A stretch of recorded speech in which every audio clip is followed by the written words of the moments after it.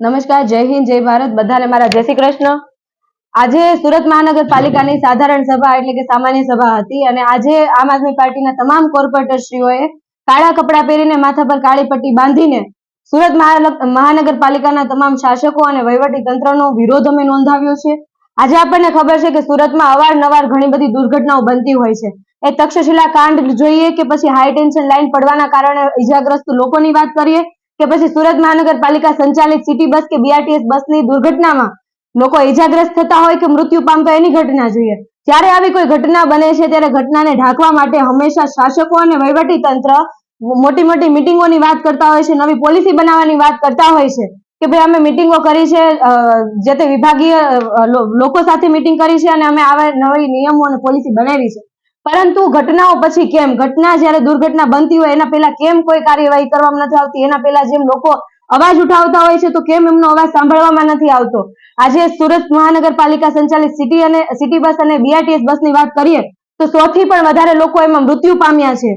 આજે જે ગરીબ લોકો મૃત્યુ પામે છે એટલે આ લોકોને, ગરીબ લોકોના જીવની કિંમત નથી, શાસકોને બિલકુલ કિંમત નથી. આજે કોઈ એની જગ્યાએ કોઈ મોટો વ્યક્તિ, ઉદ્યોગપતિ કે રાજકારણી વ્યક્તિ સાથે જો સિટી બસ કે બીઆરટીએસ બસ અથડાઈ હોત તો તાત્કાલિક ધોરણે એમના કાર્યવાહી થતી હોત. આવા જે અત્યારે નાટકો કરે છે, નાટકો ના થતા હોત. કોઈ પણ ઘરમાંથી એક વ્યક્તિ જ્યારે મૃત્યુ પામતું હોય છે તો ખાલી એક વ્યક્તિ મૃત્યુ નથી પામતું, એમની સાથે એમનો પરિવાર આખો તૂટી જતો હોય છે, એમની સાથે આખા પરિવારના સપનાઓ તૂટી જતા હોય છે.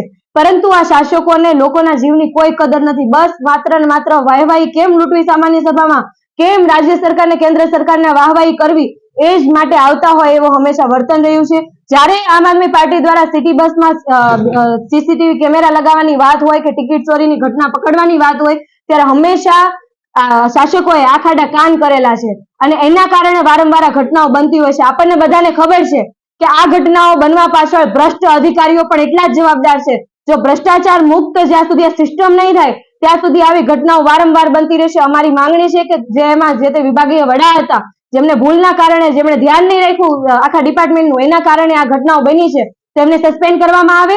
અને આજે અમે મેયરશ્રીને આ જે બસ છે, ટોય બસ છે, રમકડું છે, એ આપીને અમે વિરોધ નોંધાવ્યો. મેયરશ્રીને અમે એવું કીધું, મેયરશ્રી અને કમિશનરશ્રીને, કે તમારાથી સુરત મહાનગરપાલિકાની જે બસો છે, સિટી બસ કે બીઆરટીએસ બસ, એનું સંચાલન નહીં થાય, પરંતુ તમે આ જે રમકડાની બસ છે એમનું સંચાલન કરી શકો એમ છો. એટલા માટે અમે એમને રમકડાની બસ આપીને એમનું સંચાલન કરવા માટે આપ્યું છે.